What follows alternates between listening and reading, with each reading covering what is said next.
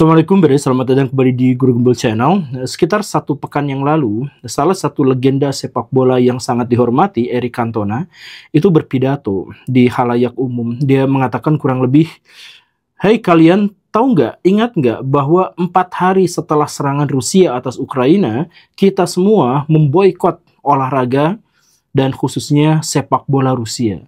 Lalu kenapa sekarang setelah 716 hari serangan Israel terhadap Gaza, tidak ada seorang pun di antara kita yang berusaha untuk melakukan blokade dan boikot terhadap Israel? Ini standar ganda yang aneh." Why is it double standards?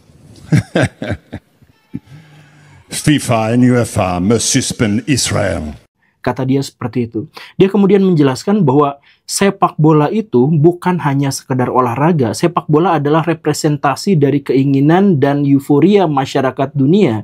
Sepak bola itu adalah budaya. Dia juga adalah politik. Dari situ dia memiliki soft power untuk bisa menggerakkan sesuatu. Lalu kenapa kita tidak menggerakkan massa untuk memboikot Israel? Sama seperti yang kita lakukan terhadap Rusia ketika dia menyerang terhadap Ukraina.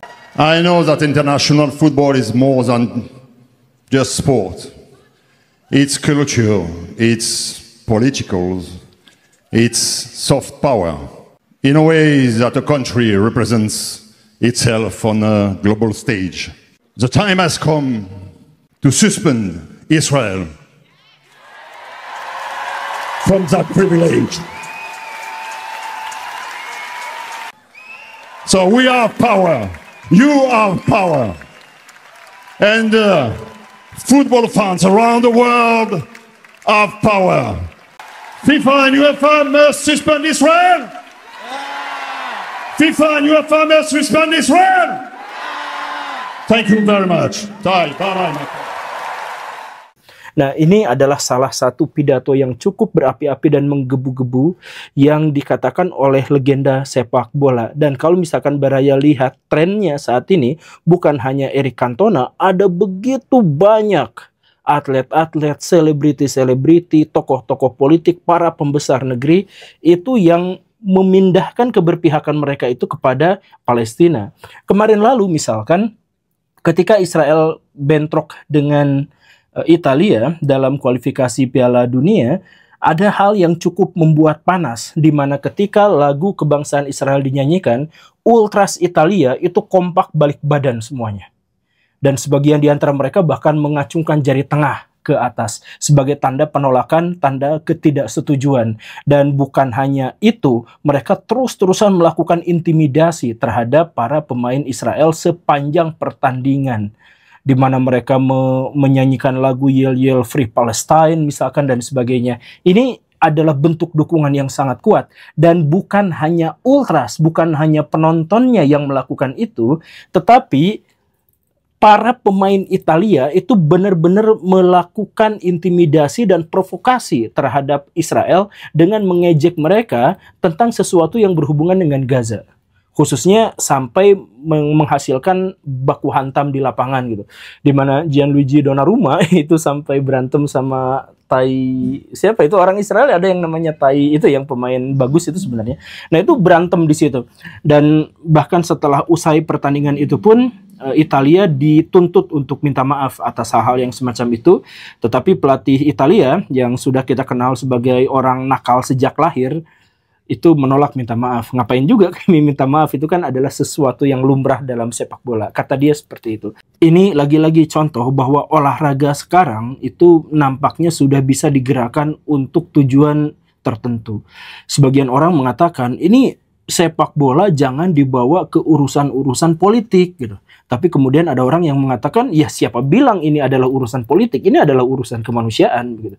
Spanyol kemarin juga bahkan melakukan tindakan yang, ya saya pikir tindakan yang cukup signifikan, di mana dia mengancam akan walkout, akan keluar dari Piala Dunia kalau Israel ada di sana. Itu sebenarnya ancaman yang yakin tidak akan bisa dilakukan gitu, dan mereka juga tidak akan berani melakukan. Tetapi dengan pernyataan itu jelas bahwa ada keberpihakan terhadap Palestina akhir-akhir ini. Itu Spanyol, kemudian ada Norwegia juga, kemudian yang paling rajin dan paling awal itu Irlandia, itu juga semuanya adalah kompak untuk melakukan anti terhadap Israel dan pro terhadap Palestina. Saya mengamati melalui media sosial, melalui analisis media sosial, diantaranya adalah Enigma dan teman-teman, di dunia sekarang itu yang pro terhadap Israel itu ternyata hanya 9%. Yang netral itu 8% dan sisanya itu yang mendukung Palestina atau anti terhadap Israel. Nah, jadi yang mendukung Palestina, yang anti dan anti Israel itu dua kubu ya, dua hal yang berbeda. Tapi biasanya dalam hal ini disatukan. Nah, ini mencapai sekitar 83%. Ini adalah angka yang sangat bombastis dan sangat luar biasa. Jadi maksudnya Baraya, sekitar beberapa 6 bulan yang lalu saya bikin video dan kemudian saya menjelaskan bahwa gerakan di media sosial itu perbandingannya adalah sekitar 37% pro terhadap Israel, 47% pro terhadap Palestina, sisanya adalah netral. Nah, ini laporan dari media-media sosial sekarang, yang netralnya hanya 8%, yang pro terhadap Israelnya hanya 9%. Sisanya benar-benar pro terhadap Palestina. Itu di media sosial. Bagaimana dengan di media mainstream? Media yang dikontrol oleh pemerintah, kemudian media yang ada dewan persnya dan sebagainya. Ini saya menemukan data dari situs-situs media utama di seluruh dunia, itu dari 372.000 artikel yang diterbitkan tentang perang Israel dan Palestina, dan ditonton lebih dari 1 juta kunjungan, itu ternyata menunjukkan angka 64% netral, 28% menentang Israel, dan 8% mendukung Israel. Jadi bahkan di sebuah di komunitas media mainstream pun itu angkanya sangat signifikan perbedaannya, 28% berbanding 8% yang mendukung Israel. Nah, kenapa bisa seperti ini? Ditambah lagi kalau misalkan kita melihat bukan hanya media, bukan hanya olahraga, bukan hanya atlet dan selebritis, kita juga bisa melihat bahwa gerakan pro terhadap Palestina ini juga dilakukan oleh politisi-politisi besar yang mengatasnamakan negaranya. Sekarang, sesuatu yang benar-benar di luar nalar dan di luar dugaan, Inggris menjadi pro terhadap kemerdekaan Palestina. The United Kingdom formally recognizes the state of Palestine. Kemudian Jerman. Ini yang bikin saya heran tuh Jerman, karena Jerman itu kan biasanya ditakut-takutin dengan cerita masa lalu Holocaust itu kan. Tapi Jerman sekarang pro terhadap Palestina. Kemudian Prancis dan lain sebagainya. Kenapa bisa seperti itu? Sampai-sampai kemarin itu yang pro terhadap Israel itu hanya Amerika Serikat dan negara-negara yang relatif tidak kuat gitu. Kayak Palau gitu ya, kemudian Papua Nugini, kemudian Argentina, dan ya sedikit sekali negara, mungkin hanya sekitar 10. Sisanya itu adalah pro terhadap kemerdekaan Palestina.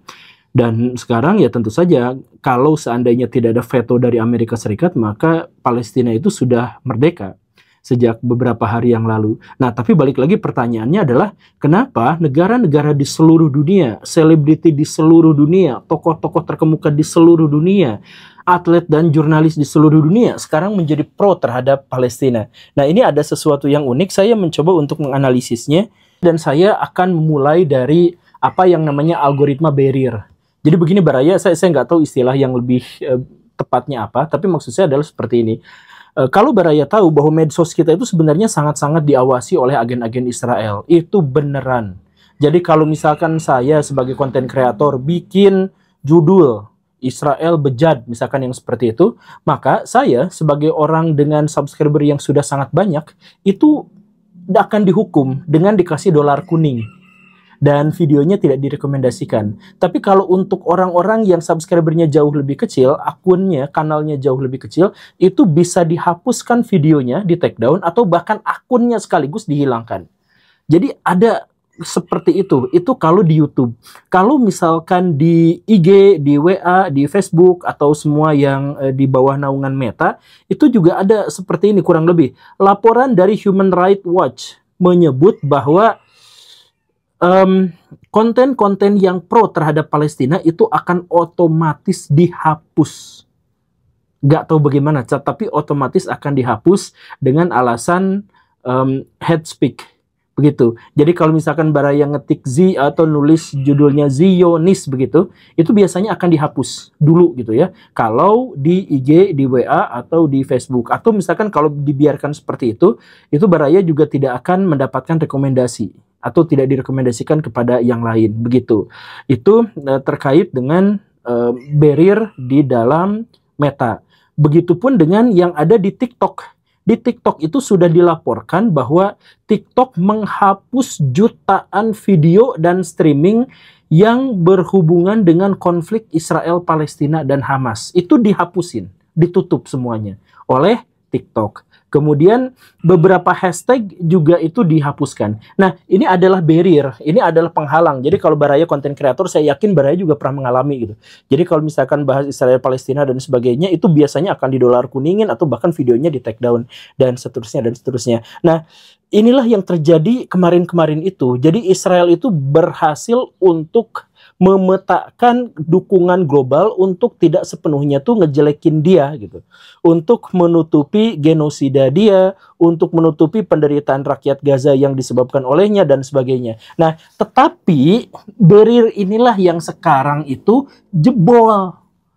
Jadi saya kemudian melihat ini ada 7 alasan kenapa barrier yang tadi ditempatkan oleh Israel di media-media atau di platform-platform media sosial ini akhirnya jebol. Alasannya yang pertama itu adalah karena besarnya dukungan global terhadap Palestina. Jadi kan algoritma itu kalau misalkan ada sesuatu yang besar dia akan nebeng gitu, akan nebeng ke atasnya. Dia akan reading the wave gitu, akan berselancar di atas gelombang gitu. Nah, gelombang dukungan terhadap Palestina itu terus-terusan besar sehingga pada akhirnya algoritma barrier yang tadi itu menyerah dan akhirnya sekarang berita-berita yang menjelekan Israel itu tembus juga. Itu alasan yang pertama. Kemudian viralitas konten grassroots. Nah, Israel itu memang bisa, misalkan menghandle Facebook, menghandle YouTube, dan lain sebagainya, itu bisa. Tetapi kalau misalkan di akar rumput yang menjadi pembicaraan, misalkan di komen-komen, di situ itu tetap menjadi seperti itu bagaimanapun akan menjebol. Kemudian solidaritas lintas selebritas dan influencer. Nah, ini begitu banyak influencer dan selebriti yang mendukung Palestina. Nah, karena mereka itu tokoh besar, orang terkemuka, yang setiap kali dia bikin konten itu disimak sama begitu banyak orang. Nah, si YouTube, Meta, TikTok, dan semua media sosial itu bagaimanapun akan ngikut gitu kan. Itu nggak akan nahan, nggak akan pasang barrier di situ, dia orang terkemuka gitu kan lebar juga gitu. Itu alasannya. Kemudian alasan berikutnya itu adalah efek Streisand. Nah, ini Baraya tentu saja mengetahui ya. Jadi maksudnya begitu dilarang sesuatu, maka sesuatu itu menjadi semakin bikin penasaran orang gitu kan. Nah, ini karena banyak larangan, karena banyak barrier dan sebagainya, orang-orang juga akhirnya malah nonton itu gitu. Kemudian dominasi generasi muda di platform-platform media sosial, dan kemudian polarisasi dan algoritma keterlibatan. Jadi kan YouTube dan media-media sosial yang lain itu cenderung untuk mempromosikan dan merekomendasikan video-video atau tampilan-tampilan yang emosional atau mungkin yang berita buruk gitu. Nah, ini kan berita buruk dan emosional gitu. Jadi akhirnya ini tembus sendiri gitu. Nah, akhirnya setelah media sosial ini tembus, saya juga misalkan melihat akhir-akhir ini kalau misalkan saya bahas Israel Palestina itu nggak jadi dolar kuning gitu.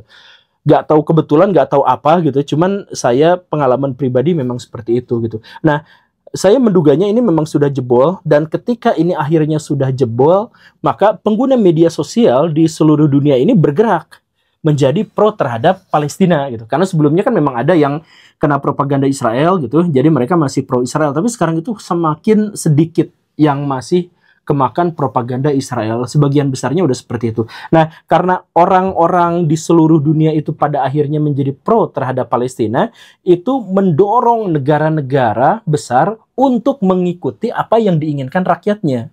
Khususnya di negara-negara maju gitu kan, kayak Inggris, Prancis. Mereka itu kan negara demokrasi. Mereka negara demokrasi itu berarti harus menyesuaikan dengan kehendak dan keinginan rakyatnya. Nah, keinginan rakyatnya sekarang yang sudah menjebol algoritma atau barrier algoritma itu akhirnya menjadi pro terhadap Palestina, ya akhirnya negara-negara itu juga menjadi pro terhadap Palestina. Dugaan saya sih seperti itu. Ditambah lagi dengan fakta yang lebih pragmatis. Jadi misalkan begini Baraya, kalau dulu orang-orang banyak yang pro terhadap Israel itu gara-gara takut sama Amerika Serikat. Dan Amerika Serikat itu memang benar-benar menggunakan seluruh kekuatan dan daya upayanya untuk pro terhadap Israel. Begitu kan? Nah, tetapi sekarang Amerika Serikat itu goyang bukan karena dia makin lemah, tetapi karena pesaing-pesaing mereka itu menjadi semakin kuat. Rusia dan Cina itu sekarang udah berani melawan secara frontal terhadap kebijakan-kebijakan luar negeri Amerika Serikat dan kebijakan-kebijakan ekonomi Amerika Serikat. Dan bisa jadi mereka juga berani menantang kebijakan-kebijakan militer Amerika Serikat. Nah, karena sudah seperti itu, maka negara-negara yang lain itu sudah tidak lagi ketakutan terhadap Amerika Serikat. Jadi Amerika Serikat dulu, lu kalau tidak mendukung Israel, lu gak akan diajak dagang sama gue, gitu kan? Nah, kalau dulu ancamannya kayak gitu. Nah, sekarang kalau nggak diajak dagang sama Amerika Serikat ya nggak apa-apa, kita dagangnya sama Cina, sama Rusia, gitu kan? Nah, jadi sesederhana itu. Makanya sekarang ada pertimbangan-pertimbangan yang lebih pragmatis bahwa Amerika Serikat sekarang sudah tidak lagi memiliki daya tawar sekuat sebelumnya. Ditambah lagi misalkan orang-orang Eropa secara khusus, ketika mereka melakukan konfrontasi diplomatik dengan Rusia, kan mereka yang rugi. Ternyata pasokan gas untuk mereka itu jadi habis gitu. Dan Amerika Serikat nggak bisa ngapa-ngapain pada waktu itu gitu. Nah, jadi maksud saya adalah Rusia sekarang menjadi semakin kuat daya tawarnya, Cina menjadi semakin kuat daya tawarnya, sehingga ancaman-ancaman Amerika Serikat terhadap negara-negara lain untuk menjadi pro terhadap Israel itu sekarang menjadi tidak lagi relevan karena daya tawarnya tidak lagi menjadi besar. Nah, makanya saya yakin sih dalam situasi dan kondisi yang seperti ini, Palestina merdeka itu tinggal tunggu hari atau tinggal tunggu tahun lah. Saya yakin trennya akan menjadi semakin besar dan Palestina akan merdeka. Tapi seperti yang kita ketahui bersama bahwa kemerdekaan itu sebenarnya hanya awal mula dari perjuangan yang lebih berat untuk membangun bangsa. Ya, kita doakan semoga teman-teman di Palestina itu bisa membangun bangsanya menjadi lebih baik. Terima kasih karena sudah menyimak. Saya Guru Gembul. Assalamualaikum warahmatullahi wabarakatuh.